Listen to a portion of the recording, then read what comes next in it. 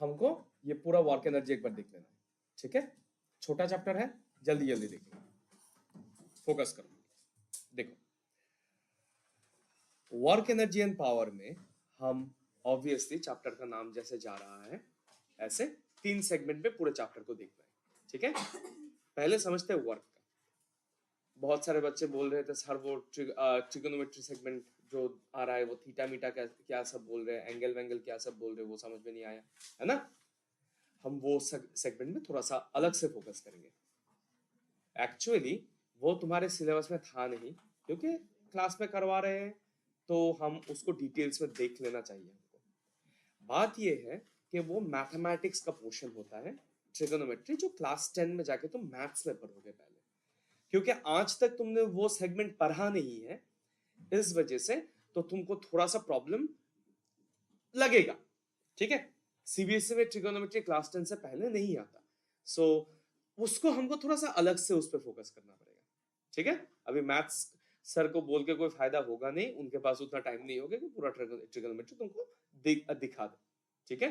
तो हम थोड़ा सा यहाँ पे देख लेंगे, बट ट्रिगोनोमेट्री में जाने से पहले हमको इस वर्क के बारे में पूरा पहले समझो, ठीक है? पहला टॉपिक जो हमारा हो रहा है वो है वर्क, ओके? हम जब जनरली वर्क के बारे में बात करते हैं तो तुम कोई भी जो भी काम कर रहे हो उसको हम वर्क बोलते हैं, है ना? सोना भी एक वर्क है ना? नींद में सपने देखना भी तुम्हारा वर्क ही आता है according to your English grammar, है ना? तो बेसिकली ये सारी चीजें हम वर्क के अंदर डालते हैं। किसी को धक्का मारना, रिजुस्मिता का नाचना, अभी जो थोड़ी देर पहले कर रही थी, ये सारे अजीब से कांड जो तुम लोग कर रहे थे, या फिर कॉपी लेके हे करना, जो भी कर रहे थे, सारे के सारे वर्क के अंदर आता है according to your English grammar. But बेटा फिजिक्स में हर एक चीज को हम ऐसे ही वर्क नहीं बोल देते, ओके? जब भी हम साइंटिफिक पॉइंट ऑफ व्यू से हम सोचेंगे तो वर्क सिर्फ उसी चीज को बोला जाएगा जब किसी एक फोर्स का एक रिजल्ट तुमको मिले। तो कहीं पे कोई फोर्स तुम अप्लाई कर रहे हो और उस फोर्स के एप्लीकेशन के वजह से कुछ चेंजेस आया है बॉडी में, तो हम बोलेंगे कि वर्क हैज बीन डन। अगर तुमको याद है, तुम लोगों ने इफेक्ट्स ऑफ फोर्स पढ़ा था क्लास 8 में, है ना?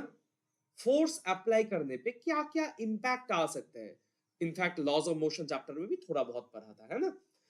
उस पे फोकस ज्यादा नहीं किया था हमने, बट वो इंपॉर्टेंट था। अगर फोर्स किसी एक चीज पे अप्लाइड होता है तो ऑब्जेक्ट का क्या क्या चेंजेस आ सकता है। ऑब्जेक्ट का, अगर ऑब्जेक्ट रेस्ट पे है तो ऑब्जेक्ट मोशन पे जा सकता है ना? भूल गए क्या हुआ? नहीं है, नहीं जाएगा। मान लो मालीवार चुपचाप बैठी है, ठीक है?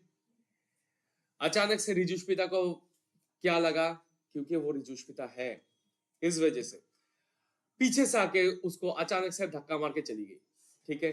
अभी मालीवार वो धक्का खा के गिर गई। समझ में आ रहा है? तो फोर्स के एप्लीकेशन से एक इफेक्ट आया हमारे पास, एक कुछ हुआ, तो ये वर्क डन है, ठीक है? मान ले अभी रिजुष्पिता जाके एक दीवार पे जाके धक्का मारने लगी, क्या वो दीवार थोड़ा सा भी हिलेगा? क्या उस दीवार में कुछ होने वाला है? इतनी सी बच्ची आके धक्का मार रही है उसके वजह से? नहीं, तो वो वर्क डन कंसीडर नहीं करेंगे। समझ में आ रहा है? अगर तुम फोर्स अप्लाई कर रहे हो और उस फोर्स के वजह से कुछ चेंजेस तुमको देखने को मिलता है ऑब्जेक्ट पे, तो तुम बोलोगे कि वर्क हैज बीन डन। अगर कोई भी चेंजेस, कोई भी इफेक्ट तुमको नहीं दिखता तो कोई भी वर्क डन नहीं हुआ है, ठीक है? बाय डेफिनेशन वर्क डन का मतलब होता है कि फोर्स हमने अप्लाई किया, उस वजह से कुछ डिस्प्लेसमेंट आया है, ठीक है? समझ में आया? फोर्स हमने अप्लाई किया और उस वजह से कुछ डिस्प्लेसमेंट हमको देखने को मिला, तब हम बोलेंगे वर्क हैज बीन डन। समझ में आया? वर्क डन का जो फॉर्मूला होगा ये होगा ऐसा, फोर्स इक्वल टू क्या बोल रहा हूं तुम लोग भी नहीं बोलते, वर्क डन वर्क डन को बेसिकली हम रिप्रेजेंट करेंगे W से, ये वेट नहीं है, ग्रेविटी में जो हमने यूज किया था ना, ऐसा नहीं है। वर्क डन को भी हम W से रिप्रेजेंट करेंगे, ठीक है। Work done will be given by force into displacement, ठीक है। फोर्स भी एक वेक्टर क्वांटिटी है, डिस्प्लेसमेंट भी एक वेक्टर क्वांटिटी है। जहां पे तुम लोग अटक रहे थे उस टॉपिक में जा रहे हैं, तो अभी फोकस करोगे, ठीक है।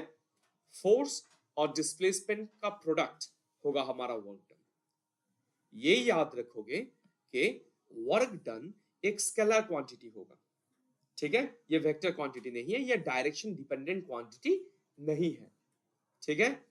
बट ये स्केलर क्वांटिटी बनेगा दो वेक्टर क्वांटिटी के प्रोडक्ट से, मल्टीप्लीकेशन से, है ना।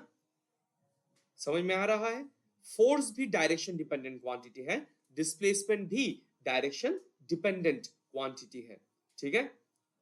तो इसका क्या मतलब होता है, थोड़ा सा कुछ एग्जांपल से समझते हैं, ठीक है।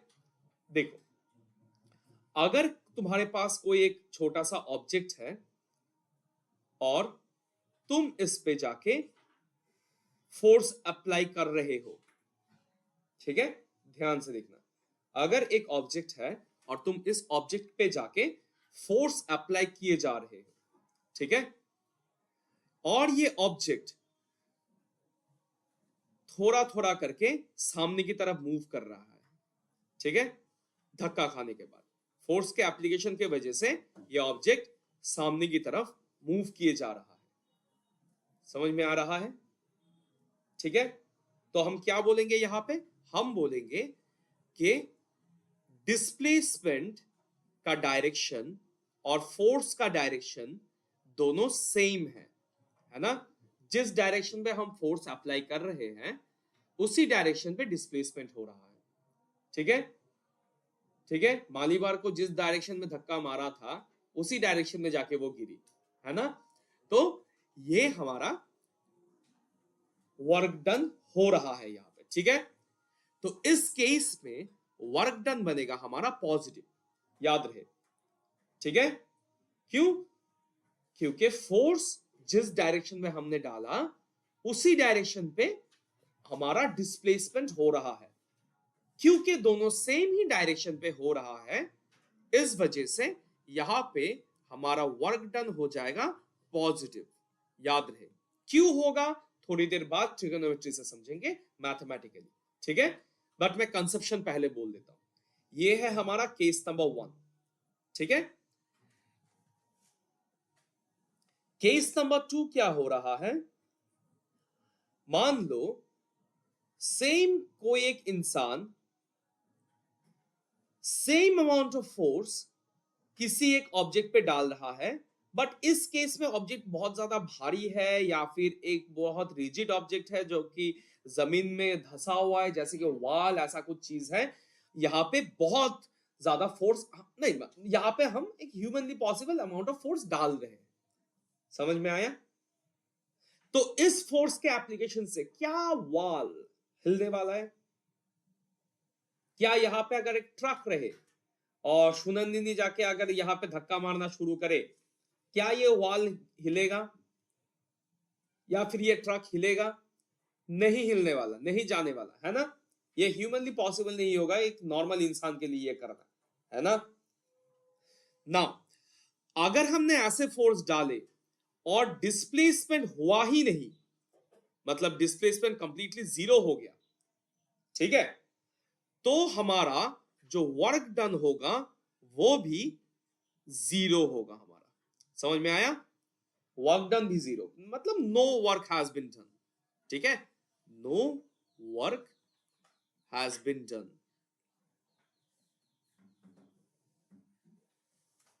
ठीक है, कोई वर्क हुआ ही नहीं हम कंसीडर करेंगे। क्या हमको यह समझ में आया, ठीक है। और अभी समझेंगे तीसरा केस, केस नंबर 3, ठीक है। केस नंबर 3 में क्या हो रहा है, मान लो एक बच्चा जाके एक बहुत ही बड़े से ऐसे ट्रक को कोई मेरे ड्राइंग का मजाक नहीं उड़ाएगा। मान लो ट्रक में ऐसा एक रस्सी बांध के, ठीक है बस जा, खुश हो जा अभी। तो ट्रक में ऐसा बस में ऐसा रस्सी बांध के बस को खींच रहा है मन, अपने मन से, ठीक है, खींच रहा है। क्या ये बस हिलने वाला है? इम्पॉसिबल, नहीं हिलेगा, ठीक है। अभी अचानक से मधुरिमा को ये दिख गया, वो जाके बस पे चढ़ के बैठी ड्राइवर सीट पे। उसको सिर्फ मजा लेना है इस कंडीशन का।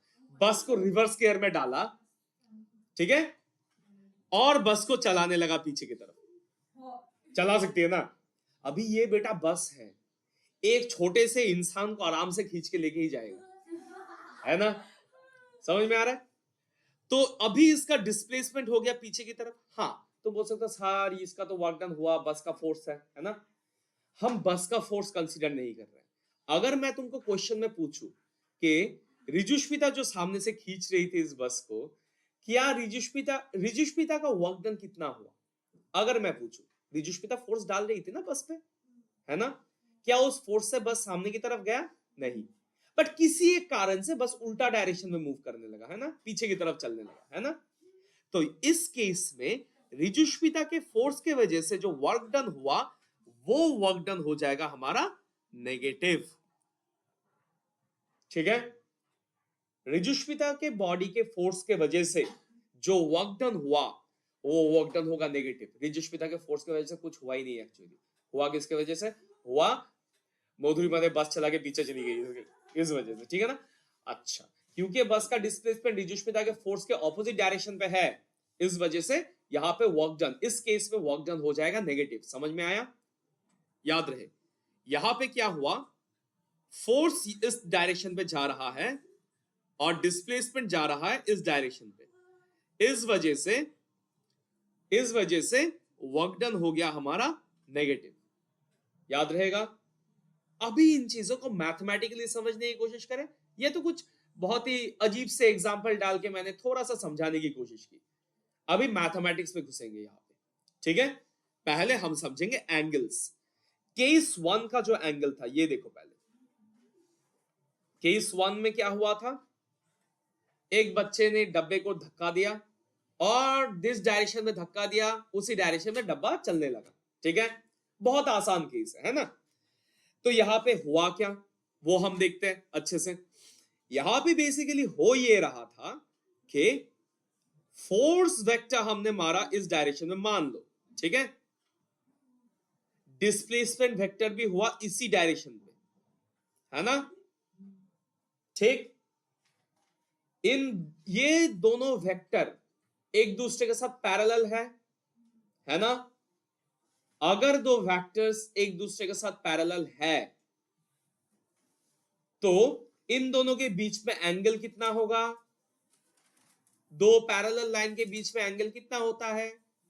0 डिग्री, ठीक है। याद रहेगा, अगर दो पैरेलल लाइंस है उन दोनों के बीच में बेटा एंगल हमारा 0 डिग्री होना है, ठीक है। इसको तुम ऐसे भी लिख सकते हो, फोर्स वेक्टर है, इसी के ऊपर कोइंसाइड करके हमारा डिस्प्लेसमेंट वेक्टर है। समझ में आ रहा है? एक के ऊपर एक। समझ में आया? अभी समझ में आ रहा है क्यों इन दोनों में एंगल 0 डिग्री हुआ? याद रहे, तो यहां पे एंगल हमारा हो जाएगा 0 डिग्री, ठीक। याद रहे, केस 2 में क्या हुआ था?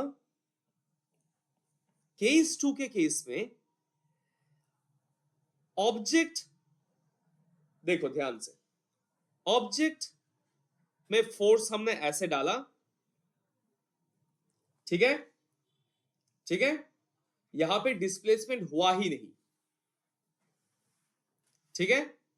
यहां पे डिस्प्लेसमेंट वेक्टर तैयार ही नहीं हुआ। ये बाय मल्टीप्लिकेशन लॉ, 0 के साथ किसी चीज को अगर मल्टीप्लाई करोगे तो 0 आ जाता है, ये आ रहा है, ठीक है। इस वजह से ये 0 आ गया था। केस 2 में मैं और एक डिवीजन लाना भूल गया। अभी देखो, और एक प्रोसेस सेट होता है यहां। मान लो अभी तोपोविवा सर के ऊपर ऐसा टोकरी लेके, टोकरी के अंदर अपना बैग डाल के ऐसे ही घर से निकले। टोकरी चाहिए नहीं था उसको, लगा आज टोकरी में बैग लेके जाएंगे, ऐसे ही लगा तो लेके जा रही। ध्यान से देखो, अभी ये तो सीधा जाएगी है ना, समझ में आ रहा है? ठीक, अच्छा बैग के ऊपर फोर्स तोपोविवा कैसे डालेगी? बैग के ऊपर जो फोर्स है, तोपोविवा का सर ये ऐसे डालेगा फोर्स, है ना, रिएक्शन फोर्स होगा। अगर तुम्हारे सर के ऊपर कुछ चीज रखता हूं तो वो नीचे नहीं गिरना चाहिए, मतलब तुम ऊपर धक्का दे रहे हो इसीलिए वो ऊपर है। समझ में आ रहा है? वो जो बैग तुम्हारे सर के ऊपर मैंने अगर रखा तो यहाँ पे क्या हो रहा है, बैग अपने बॉडी वेट के वजह से जो फोर्स है जमीन की तरफ डालने की कोशिश करेगा, मतलब नीचे की तरफ डालने की कोशिश करेगा। उसके पहले तुम्हारा सर है, मतलब बैग अपना बॉडी वेट तुम्हारे सर पे डालेगा। वेट एक तरह का फोर्स है जो हमने लास्ट चैप्टर में पढ़ा था, है ना। तो सर के ऊपर वो फोर्स डालेगा। जैसे ही सर के ऊपर ये फोर्स डाला, क्योंकि third law of motion activated है, लॉ ऑफ मोशन के वजह से तुम्हारा सर इस बैग के ऊपर एक ऑपोजिट फोर्स डालेगा, है ना। Every action has an equal and opposite reaction. Bag तुम्हारे सर के ऊपर फोर्स डाल रहा है और तुम्हारा सर बैग के ऊपर एक उल्टा फोर्स डाल रहा है, ठीक है। तो तुम्हारा सर यहां पे फोर्स डालेगा ऊपर की तरफ, है ना। यही मैंने लाल कलर से डिस्क्राइब किया है यहां पे, ठीक है। तो फोर्स कहां डल रहा है? ऊपर की डायरेक्शन पे। और डिस्प्लेसमेंट किस तरफ होगा? तो वो थोड़ी ना ऊपर जाएगी, उड़ तो थोड़ी ना जाएगी वो, है ना, वो तो सामने चल के जाएगी, है ना। तो डिस्प्लेसमेंट हमारा सामने की तरफ होगा, एकदम स्ट्रेट। ओके, ठीक। तो यहां पे जो वेक्टर्स है इनको अगर हम स्टडी करें तो हमको वेक्टर थोड़ा दिखेगा ऐसा, डिस्प्लेसमेंट वेक्टर सामने की तरफ, ठीक। और हमारा फोर्स वेक्टर जो है, गलत कर दिया, इश, देखो जो फोर्स वेक्टर है हमारा वो जाएगा ऊपर की तरफ, ऐसा। तो यहां पे जो एंगल बन रहा है वो है ना 90 डिग्री का, ठीक ठीक। अभी सोचो, जो फोर्स तुम्हारा सर बैक पे डाल रहा है, क्या उस फोर्स के वजह से बैक का कोई डिस्प्लेसमेंट हुआ? फोर्स कहां डाल रहे हो? ऊपर की तरफ। तो बैक तो ऊपर जाना चाहिए था, जा रहा है? नहीं जा रहा है, तो कोई डिस्प्लेसमेंट नहीं है, है ना। तुम्हारा डिस्प्लेसमेंट किस तरफ हो रहा है? सामने की तरफ। इस डिस्प्लेसमेंट के साथ क्या तुम्हारे फोर्स का कोई भी रिलेशन है? नहीं है। तो यहां पे भी हमारा वर्क डन हो जाएगा 0, याद रहेगा, ठीक ठीक। और अभी तीसरा केस, केस 3, ठीक है। केस 3 में क्या हुआ था? फोर्स डाला गया था, जिस डायरेक्शन में हमने फोर्स डाला था, डिस्प्लेसमेंट उसका एग्जैक्टली ऑपोजिट डायरेक्शन में हुआ, है ना। तो इस केस में एंगल हो रहा है हमारा 180 डिग्री। समझ में आया? ठीक। जब भी 180 डिग्री एंगल होगा तब हमारा वर्क डन हो जाएगा नेगेटिव, ठीक है, याद रहेगा। अभी वापस रिपीट करता हूं एक बार, अच्छे से देखो। अगर एंगल 0 है, एंगल अगर 0 डिग्री है दोनों वेक्टर्स के बीच में, तो हमारा वर्क डन होगा positive value, positive 1 2 3 4 up to infinity, कुछ भी वैल्यू हो सकता है, ठीक है। अगर डिस्प्लेसमेंट है ही नहीं, या फिर अगर डिस्प्लेसमेंट और वर्क डन के बीच का एंगल 0 है, याद रहे, अगर डिस्प्लेसमेंट नहीं है या फिर angle between work done and displacement 0 होता है, क्या बोल रहा हूं मैं, angle between work done and displacement 90 degree होता है, याद रहे, ठीक है।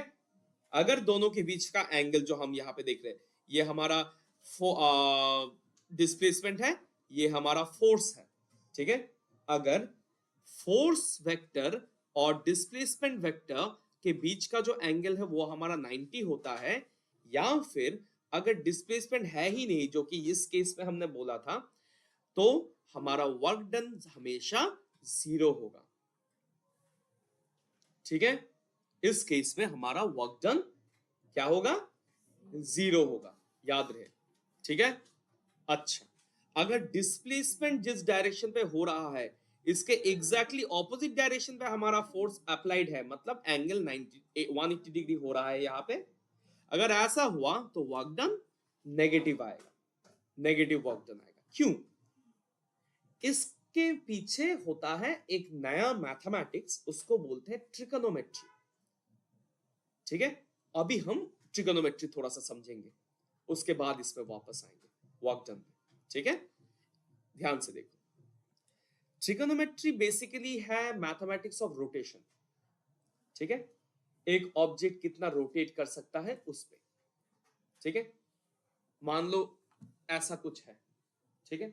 ये ऑब्जेक्ट यहां से उठ के, ये बेस लाइन है, मतलब 0 डिग्री एंगल पे है, समझ में आ रहा है, 0 डिग्री एंगल पे। अभी यहां से ऐसे उठ के इस पोस्ट पॉइंट को मैंने फिक्स कर दिया, ठीक है। अभी यहां से ये उठ के अगर ऐसे रोटेट करने लगे, ठीक है। अभी क्या हो रहा है, थोड़ा सा उठा, मतलब 1 degree, 2 degree, 15 degree, 30 degree, 80 degree, 90 degree, समझ में आया, ठीक है। अभी उस 90 के ऊपर ऑब्ट्यूज एंगल आता रहेगा, 120 डिग्री, 170 डिग्री चलता रहेगा 180 डिग्री तक। अभी आ गया स्ट्रेट एंगल उल्टा डायरेक्शन में कंप्लीटली, ठीक। अभी रिफ्लेक्स एंगल जा सकता है 180 से ज्यादा, है ना, ऐसा जाता रहेगा 360 डिग्री तक। ये अगर 360 कंप्लीट होता है तो मतलब कंप्लीट 1 रिवोल्यूशन, एंगल वहां पे खत्म हो जाता है क्या? एंगल 360 मैक्सिमम है, उसके ऊपर एंगल नहीं होता, होता है। जैसे ही 360 के ऊपर चले जाओगे मतलब सेकंड रिवोल्यूशन शुरू हो चुका है, ठीक है। 360 के ऊपर चलता रहेगा, ऐसा एंगल बढ़ता जाएगा, बढ़ता जाएगा, बढ़ता जाएगा, ऐसा चलता रहेगा, ठीक है। समझ में आ रहा है? ऐसे ही हमारा कंसेप्शन है पूरा, ठीक है। ये एंगल्स हमको रोटेशन समझाता है, ठीक है। बट ये रोटेशन समझने के से पहले तुम थोड़ा सा ये देखो, ये सेकंड देखो। ये मान लो हमारा बेस लाइन है, इसको नहीं बदलने वाले, ठीक है। ये हमारा बेस लाइन है, जैसे ही इसके ऊपर से दूसरा लाइन ऐसे जाने लगेगा, ठीक है। यहाँ पे एक एंगल तैयार हो रहा है, ठीक है। इस लाइन को हम देखो ध्यान से, इस लाइन का हम बदल सकते हैं, है ना, पोजीशन, ठीक। सॉरी, मैंने सोचा इसको ऐसे रोटेट किया जा सकता है, रोटेट तो नहीं हो रहा है। अच्छा छोड़ दो, इस लाइन का हम पोजीशन बदल सकते हैं, ठीक है। ये लाइन अगर रोटेट करने लगे तो ये ऐसा भी कर सकता है, इस एंगल में भी जा सकता है ना, ऐसे भी जा सकता है ना, ऐसे भी जा सकता है। एंगल पे मैं अगर किसी भी एंगल को ऐसे अलग करके ले लूं,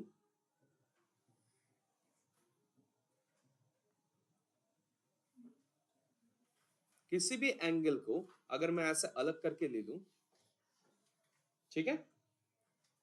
मान लो यहाँ पे कुछ एंगल है, मुझे नहीं पता कितना, ये 15 डिग्री हो सकता है, 30 डिग्री हो सकता है, 70 डिग्री हो सकता है, मेरी कुछ भी, क्योंकि हमको यहाँ पे पता नहीं है, मतलब एंगल का वैल्यू हमारा वेरिएबल है ना, एंगल का वैल्यू हमारा वेरिएबल है, तो इसको हम थीटा मानेंगे, ठीक है। एंगल जब वेरिएबल पॉइंट में आता है इनको हम थीटा मतलब ग्रीक अल्फाबेट्स में मानते हैं, ठीक है। समझ में आया, नहीं आया? Very good.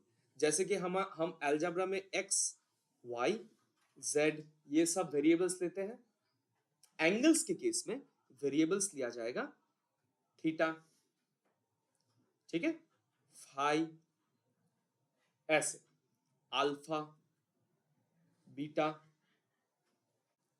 ये सब हम किस केस में लेते हैं, एंगल्स के केस में, तो मैंने यहां पे थीटा लिया। अच्छा, अभी ये एंगल है, अगर मैं यहां पे एक और लाइन ऐसे ड्रॉ कर दूं, ये ट्राइंगल बनाना है ट्राइंगल। ओके, ना देखो, ये ट्राइंगल एक राइट एंगल ट्राइंगल होगा, ठीक है, समझ में आया, क्लियर। इस राइट एंगल ट्राइंगल में ये जो लाइन है, मतलब ये राइट एंगल ट्राइंगल मान लो ए बी सी लिख देते हैं हम, ठीक है। तो ए सी जो लाइन है इसको हम बोलते हैं हाइपोटेनियस, हम बचपन से पढ़ के आ रहे हैं, ठीक। सी बी जो लाइन है ये हमारा होता है हाइट या फिर ऑल्टीट्यूड, मैं ऑल्टीट्यूड लिखता हूं, ठीक है। ए बी जो लाइन है ये हमारा बेस है, ठीक है, ये हमारा बेस है, ठीक है, याद रहेगा, याद रहेगा, ध्यान से याद रखना ये सेगमेंट, ठीक है। ओके, नाउ देखो, जैसे तुम अलजेब्रा में फंक्शंस पढ़ते हो वैसे ट्रिगोनोमेट्री में भी फंक्शंस है। मैं तुमको सारे फंक्शंस नहीं सिखाऊंगा, जरूरत नहीं है अभी तुम्हारी, ठीक है। वैसे भी क्लास 10 में जाकर डिटेल्स पे तो पढ़ोगे, ठीक है। अननेसेसरीली पूरा फंक्शन सीख के याद करके कोई फायदा नहीं है तुम्हारा। मैं तुमको बेसिक 3 फंक्शन सिखा देता हूं, उनमें से सिर्फ एक हमको इस चैप्टर के लिए चाहिए, ठीक है। एक फंक्शन होगा साइन थीटा। देखो, अगर ट्रिगोनोमेट्री पूरा डिटेल्स में पढ़ाने जाओ तो ये बहुत बड़ा और बहुत कॉम्प्लिकेटेड टॉपिक है। मैं पूरा ट्रिगोनोमेट्री तुमको नहीं पढ़ा रहा, मैं तुमको सिर्फ उतना पढ़ाऊंगा जितना हमारे चैप्टर के लिए चाहिए, बस उतना ही, ठीक है। उसके साथ थोड़ा सा एक्स्ट्रा, ताकि बेसिक तुमको समझ में आए। एकदम अचानक से बोल दिया कॉस थीटा तो तुम बोलोगे ये है ना, हमको सिर्फ कॉस थीटा चाहिए, बट डायरेक्ट तुमको एकदम कॉस थीटा में लाके नहीं फेंकना है मेरे को, तो थोड़ा सा बेसिक समझा दिया तुमको, ठीक है। साइन थीटा ये एक फंक्शन है। थीटा को हम क्या इसका मतलब क्या होता है, साइन थीटा का मतलब क्या होता है, देखो, ठीक है। साइन थीटा का मतलब होगा, ध्यान से देखना, हाइट मतलब ऑल्टीट्यूड डिवाइडेड बाय हाइपोटेन्यूज, याद रहेगा। ये जो साइन कॉस फंक्शंस होंगे ना, ये सारे रेशियोज होते हैं और कुछ नहीं, ये सिंपल रेशियोज होते हैं, ठीक है। दूसरा फंक्शन है हमारा कॉस थीटा, इसका मतलब होगा बेस बाय हाइपोटेन्यूज, ठीक है, बेस बाय हाइपोटेन्यूज, समझ में आया, ओके। ऐसे ही tan थीटा, नहीं मैं एक बार लास्ट ये 3 दिखा दूंगा सिर्फ, ठीक है। tan थीटा का मतलब होगा हमारा हाइट बाय बेस। हमको इस पूरे चैप्टर में साइन कॉस tan में से सिर्फ और सिर्फ ये चाहिए, ओके। साइन कॉस tan में से हमको सिर्फ ये चाहिए,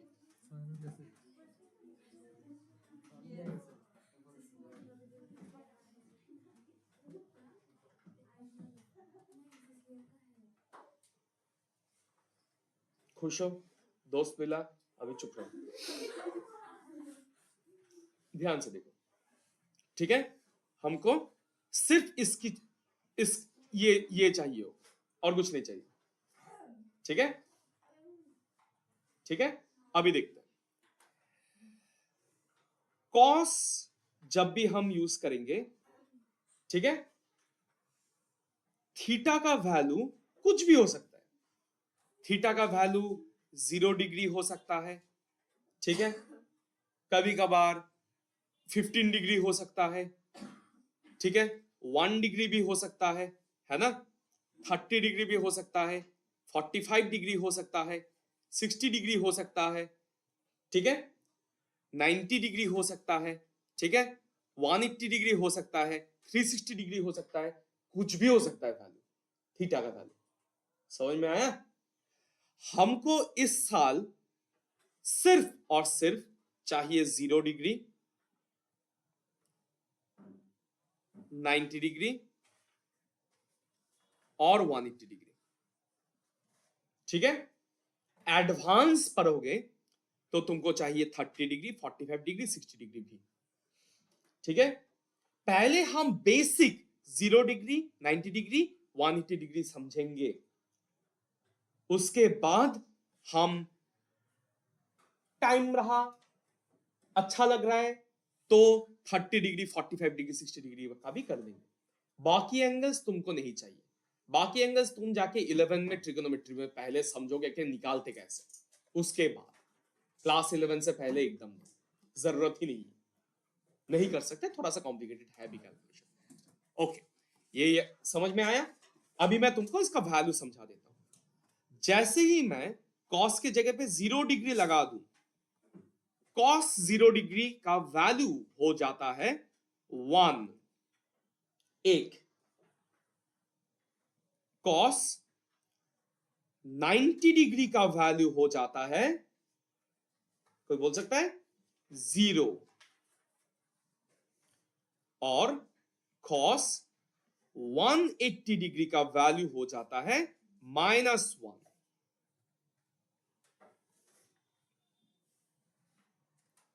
ठीक है, ठीक है।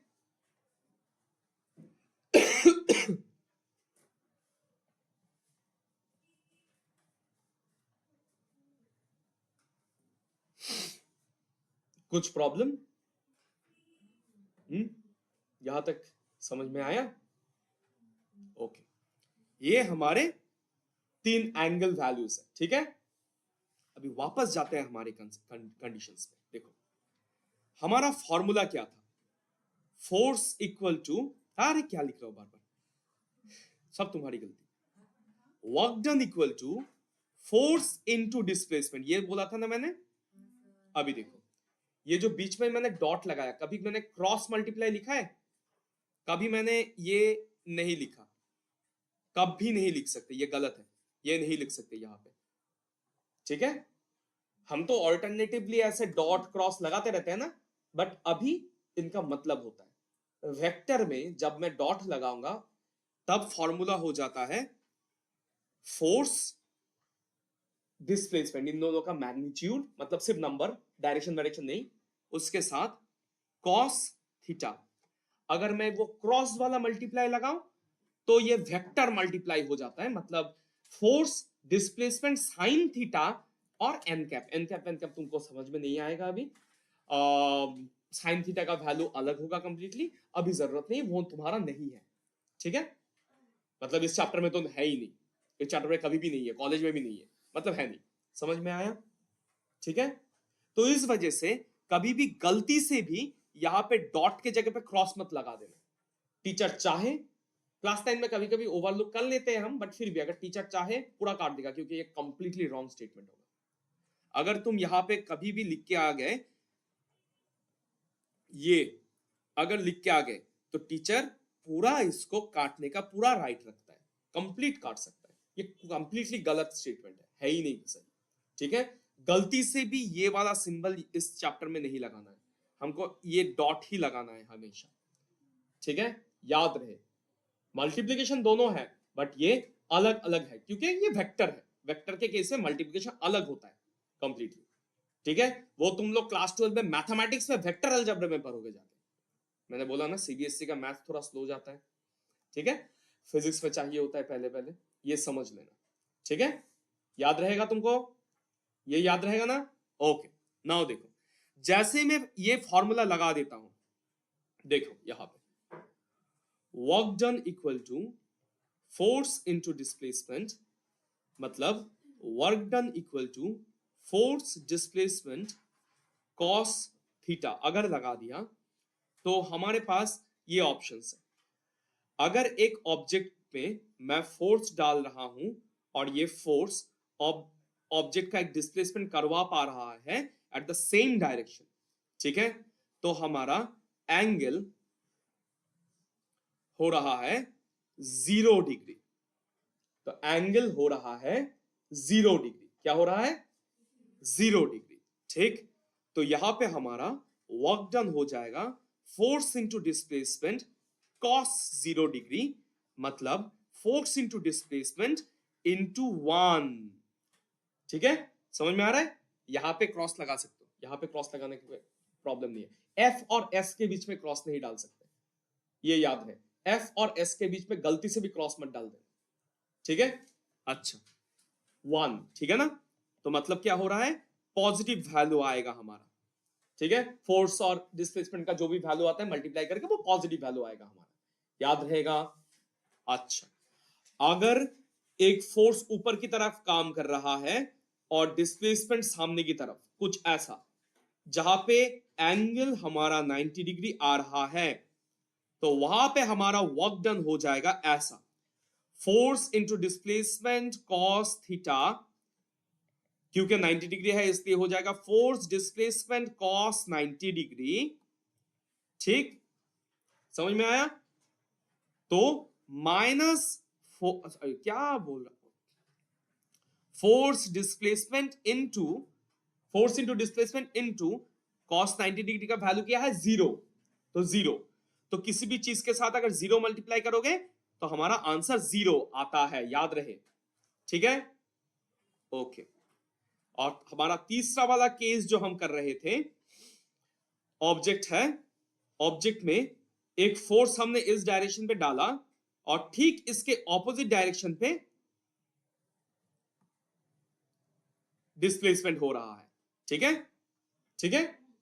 अच्छा फोर्स डिस्प्लेसमेंट कॉस थीटा, ठीक है, फोर्स डिस्प्लेसमेंट कॉस 180 डिग्री, क्योंकि 180 डिग्री कॉस 180 डिग्री का वैल्यू आता है हमारा -1, तो हम लिखेंगे माइनस एफ एस, समझ में आया। इस वजह से ये वाला आएगा नेगेटिव, याद रहेगा। ये है 180 डिग्री एंगल। अभी तुमको ये सेगमेंट समझ में आया कि नहीं आया। अच्छा बेसिक थ्योरी में वापस जाते हैं। देखो वर्क डन एक स्केलर क्वांटिटी है जिसका फॉर्मूला दिया जाता है force vector dot product displacement vector, याद रहेगा।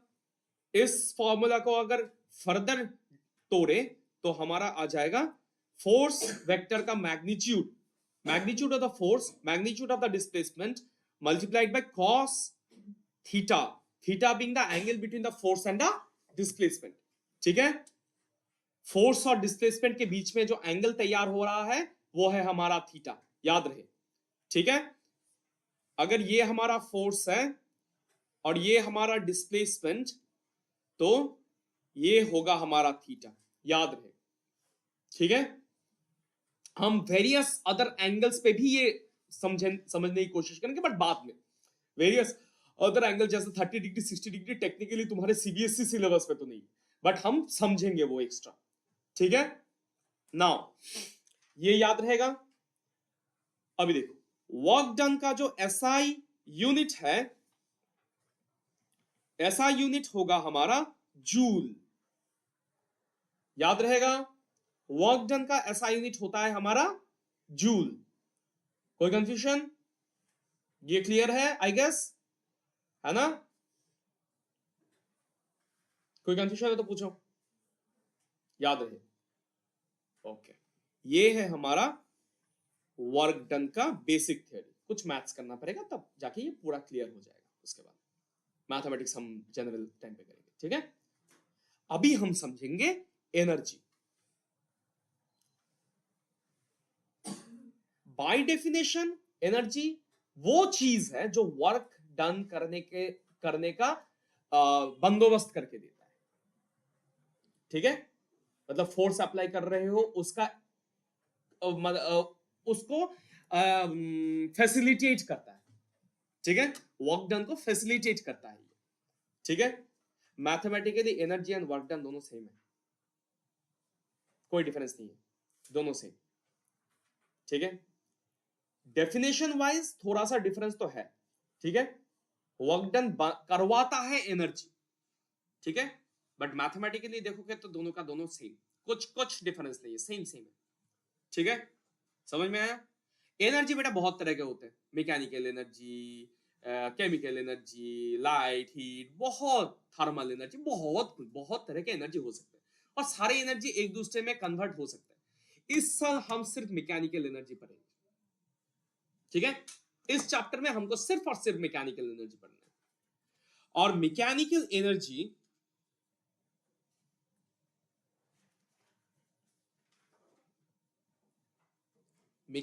एनर्जी दो तरह के होते हैं। एक है हमारा पोटेंशियल एनर्जी,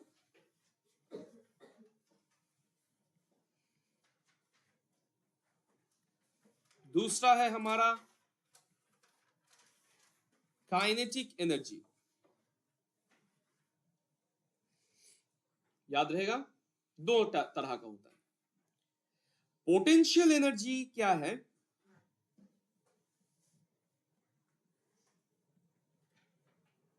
पोटेंशियल एनर्जी बात करता है पोटेंशियल टू डू वर्क पे, मतलब पोटेंशियल है, काम हो सकता है, हुआ अब तक नहीं है।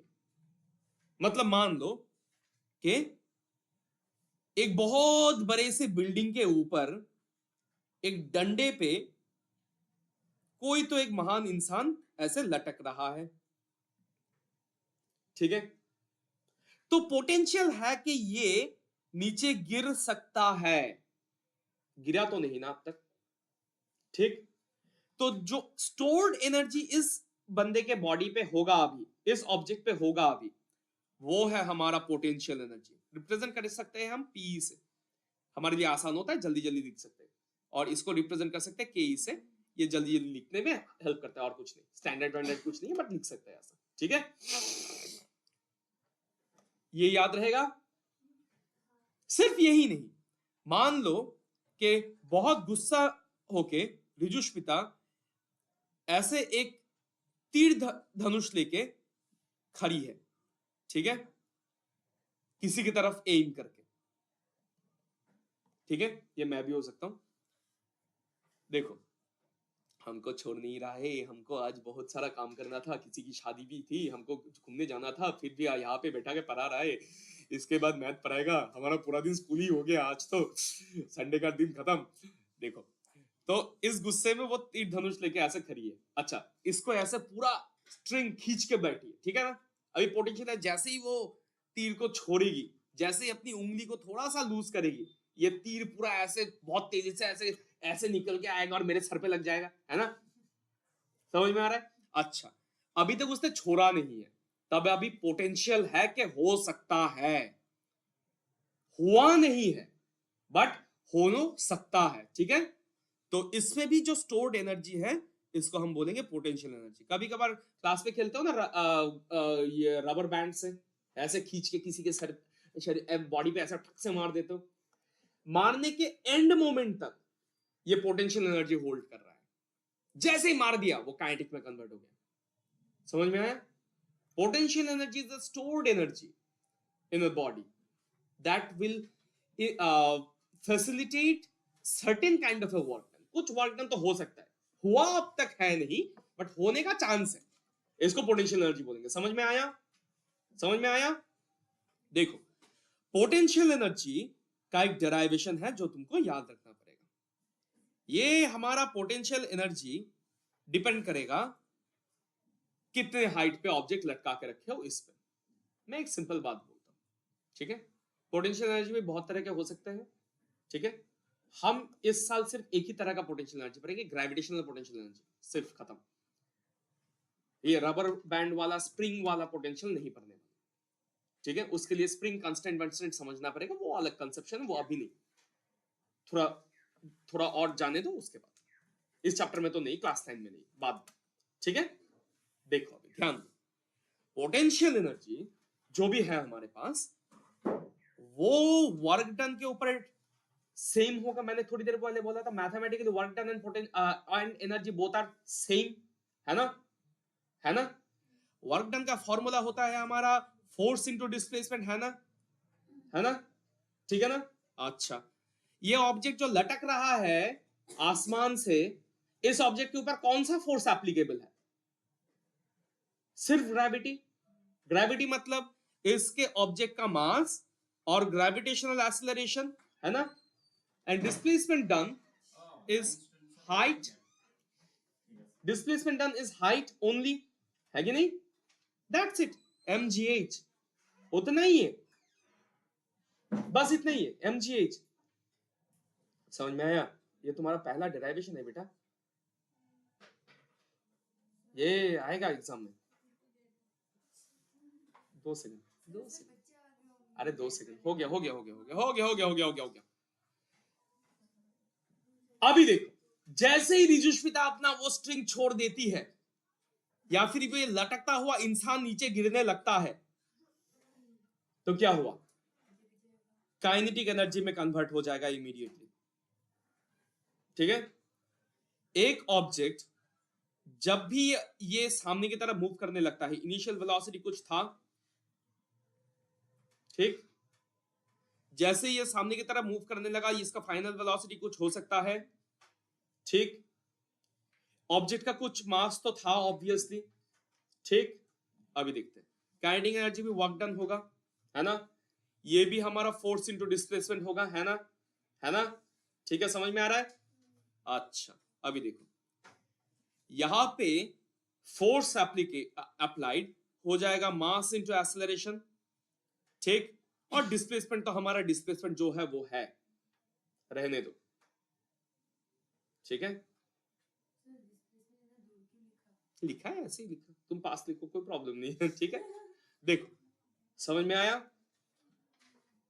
अभी ध्यान से देखो, हमको पता है v square minus u square equal to 2s, third equation of motion याद है ना? अच्छा, तो हम इससे लिख सकते हैं ना, s equal to v square minus u square by 2a, है ना? लिख सकते हैं ना? इस इक्वेशन नंबर 1 को हम इक्वेशन नंबर ए पे सब्स्टिट्यूट कर देते हैं। चलो, kinetic energy equal to mass into acceleration into displacement, ये था, मास रहने दो, एक्सेलरेशन रहने दो, डिस्प्लेसमेंट के जगह पे v square minus u square by 2a लिखते हैं, ठीक। a और a कैंसिल हो जाएगा, और अगर 2 को बाहर निकाल के लाए तो half m v square minus u square, ठीक। बट अगर ये ऑब्जेक्ट रेस्ट से शुरू होता है तो क्या होगा? इनिशियल वेलोसिटी हमारा हो जाएगा 0, ठीक। मतलब kinetic energy equal to half m v square हो जाएगा। ये तुम्हारा काइनेटिक एनर्जी का फॉर्मूला, ठीक है। और एक सेकंड, मैं पोटेंशियल एनर्जी का अलग से यहां पे लिख देता हूं, पोटेंशियल एनर्जी mgh, ठीक है, और kinetic energy half m v square. ये दो डेरिवेशन तुम्हारे लिए इंपॉर्टेंट है, kinetic energy and potential energy. ये अभी मैथ सर कराएंगे, ठीक है। हाय रे।